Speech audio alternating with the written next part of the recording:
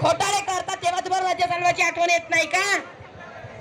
असं बोलायचं, सगळ्यांनी बोलायचं. जेव्हा हातात हा काम होईल, हात भेटणारच आहे, पण समोर जेव्हा निवडणुका येतील तेव्हा सगळ्यांनी हा प्रश्न मांडा. तुमच्या गावामध्ये प्रचार दौऱ्यावर प्रत्येक आमदार येणार, प्रत्येक खासदार येणार, प्रत्येक पार्टीचा.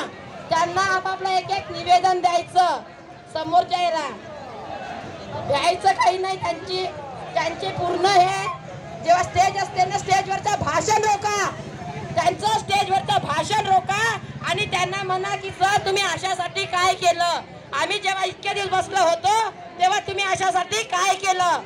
फक्त एक दोन अपवाद आहेत, बाकी कोणी आलेलं नाही ते विचारपूस करायला आपली.